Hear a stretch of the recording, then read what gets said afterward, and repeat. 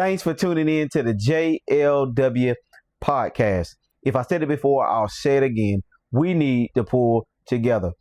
Y'all, we are back with another episode of the Nolan Wells case. On the last episode, we talked about him going on a trip with a group of friends and him not returning back with the same friends that he went with. That is a problem with his mother. That is a problem with his father. That is a problem with his siblings. That's a problem with his relatives. And that is a problem with the world today. Everybody has took upon themselves to reach out to the family, celebrities, and all to help this family pull the pieces together once and for all. And guess what? We in Alabama, we stand with the Wells family because we want to know what happened to this young man on the 4th of July. Did he come back home and die and they took him back out there and throwed him in the water? Sounds silly. Or did they leave him for dead?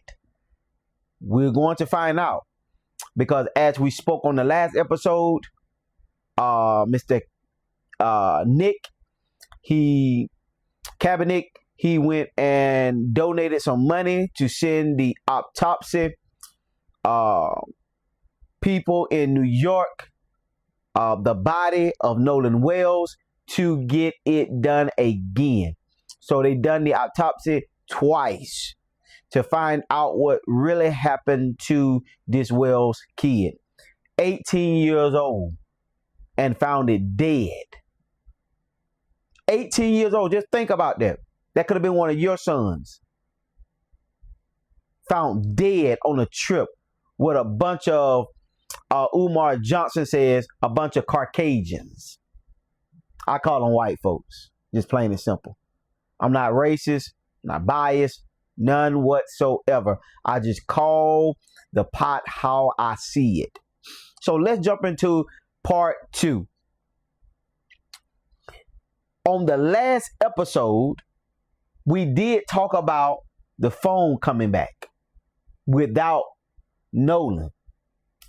And we did talk about the mother had to go find the phone instead of the boys bringing the phone to her. I saw someone today at work and they said that they brought the phone to the dad. No, they did not bring the phone to the dad. They did not bring the phone to the mother. The mother had to go search for her son's phone. That's what she said in an interview. So if it's a lie, it's coming from her mouth, Mrs. Wells. After finding the phone, she found out that there has been some deleted files in the phone. Not just on the phone itself, but on Snapchat.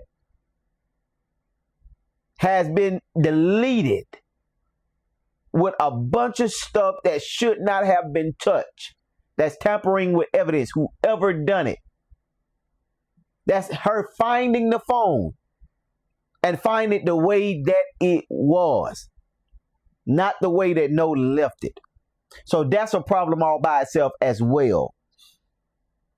Now let's continue on with this issue. But first, let's watch this video that's hitting the news area about Nolan Wells. Mr. Crump and the family have sat down and talked about this issue. And this is what they have come up with. Please, ma'am, please, sir, listen to what they're saying. Because this is going to add the pieces of the puzzle together. Take a look. We've just had an opportunity to meet with District Attorney Angel McElgrath and some members of her team. We had a very respectful meeting. The thing I assume some of you may know, the thing to announce, she shared with the family that there will be a grand jury that she will turn this case over to once they have collected all the information and finished their investigation. We also agreed that we will have a mutual inspection of the cell phone with our experts and their experts. Attorney Eric Hertz is helping lead the investigation team with former law enforcement experts who are going to help us with the cell phone download. So everybody will be able to see at the same time what the cell phone has. We also talked about trying to make sure we dot every I and cross every T. I know that we're getting about 50 calls a day to 100 calls a day from people who were there on Horn Island, people who are familiar with individuals that were there on Horn Island. And so we continue to be steadfast in trying to get to the truth of why Nolan Wells is dead. As we can see, lawyer of the Wells family, Mr. Ben Crump, talks about in the video that he shot down and talked with District Attorney Angel McGrath and members of the Crump team and some members of her team about this whole situation and how it needs to be broken down. They got together, they put their heads together, and they're sorting out the facts and what has been brought to their attention to come to a conclusion on what they're going to do next.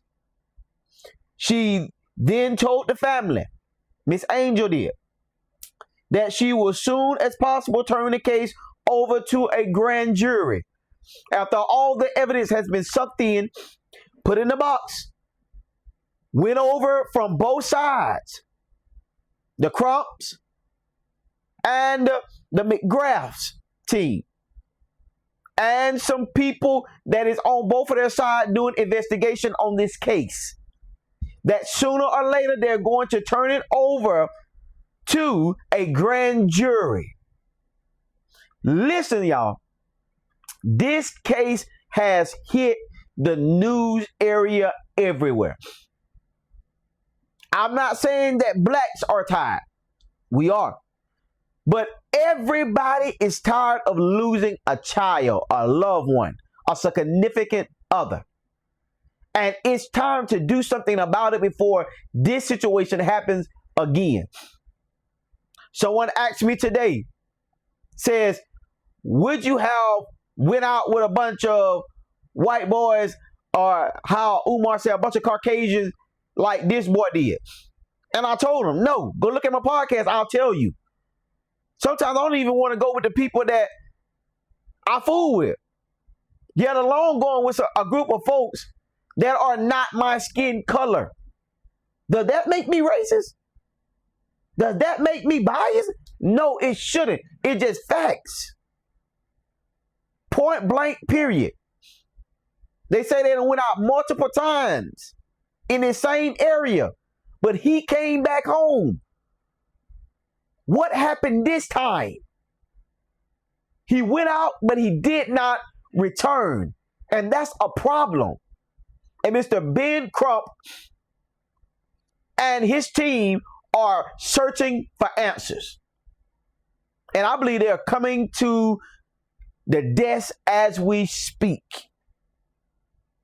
Also, there will be an inspection of the cell phone from both sides of the party so that there won't be any issues. Both sides are going to search the phones, go through the phones, find out what is in those phones. I guess they're talking about Nolan's phone. And I hope they have the phones of the people that he went out with on the boat. Lady friend that was there and the group of guys that we all see in the picture with Nolan Wells. I hope their phone are taken as well. As we know, their families in the law firm, judge firm. They're in the law enforcement. So this is going to be a hard case to try to break down, because their family are some people that we supposed to count on instead of tampering with evidence. Not saying they are, but these are the people that we're supposed to count on when we're going through our situation, that we're supposed to bring in front of them to let them be the judge of what's going to happen in our case when we do have one. But in this case, in this factor, we think all odds are against the Wells family. But we're going to sit here, we're going to pay attention, and we're going to discuss every time, and we're going to break down every time there is an opening or something new in this case. Because the JLW podcast is real, it is truthful, and it's loved. Because if we don't have the truth, we don't have the real, and we don't have the love, then it will not manifest. So we know the phone is being looked through by both sides. Lawyer Mr. Ben Crump speaks on the issue about this case. He speaks on an issue about what's going on in this case. He's speaking his mind. He's letting us know what is what in this Wells case. Take a look at this video. You mentioned earlier there are some contradictions. Yes. What gives you confidence or perhaps concern about the investigation so far? Well, the fact that they continue to tell the family that we don't see any evidence of any foul play, even though you have students who recorded an altercation while they were on the boats of argument where you had Nolan and somebody yelling at one another on the boat. So that's an issue. And then you have the young lady make a statement, and she says, well, Nolan and I finished talking, and Nolan said he was going back to the boat. And then the boys on the boat said, no, Nolan told them he was going to stay with her. And so they are conflicting. She's saying he went and got on the boat. They saying he didn't get on the boat. So which is it? And all we know is Nolan is dead. We are finding out new things as we go. Lawyer Mr. Ben Crump talks about certain things that has been taking place, that has come to his desk, the phone calls and all, are adding things together. We know that there was a girl that Wells was talking to, that he was dealing with, and that we find out that there was an argument between Wells and another significant other on the boat. That's new news. Who was he arguing with? What were they arguing about? Why was the argument taking place? Who was the person that he was arguing with? These are really and truly still minors, because you're not grown in the eyes of the law until you are, well, Nolan was 18, so he could be charged as an adult if he was still alive. And I don't know how old the other guys were. So these are adults that we're talking about. Not fully grown adults, but coming into adulthood. He was arguing with someone else. We want to know who and what the argument was about. That argument could lead us to our killer or to someone that knows something about why he was killed or how he was killed. The girl says Nolan left and went back with the guys. The guy says Nolan stayed with the girl. Somebody's telling a lie. Somebody's not speaking the truth. Somebody is holding back facts that went on while they was on the waters. Point blank, period. My question is, which one is telling the truth? Either the guys he went with or the girl that he just met. But I heard he was seeing the girl or talking to the girl or knew the girl for quite some while. So which one of these are telling the truth? Or is both lying? Was Nolan dead before they left? Or was he dead after he got you talking to her? Or was he left for dead by both sides of the party? We want to know. Why? Because it matters. And we need the Wells family to have closure on who killed their son. We know he died by drowning, but did they just throw him in the water to drown? He couldn't swim? What happened? What really happened out there on that water? The autopsy said he died by drowning. So we know he drowned, but if someone was out there with him, couldn't they jump down in the water and save him? Or did they throw him in the water? And he couldn't swim. And he drowned. And they left him for dead. We're going to find out what really happened to this young man. One way or another. Mr. Ben Crump, 50 Cent, Tyler Perry. All of these people are stepping in the limelight to help this family pull pieces together that they are missing. I see a lot of hate messages about this situation. It's saddening, it's sickening, and it's stupid. You ought to be ashamed of yourself, whomever you are. But we know that this country is not in good shape. We have a leader that is out of control. Racist from the top of his head to the bottom. Have not spoken about this case, and I know it has hit his desk multiple times. Him and the vice president. So guess what? Rich black people like 50 Cent, like Tyler Perry, are stepping up to the plate to make sure this family has enough money for funeral arrangements and any other thing that they need to get those pieces put together. We want to know what happened, and we want to know why, and we want to know when.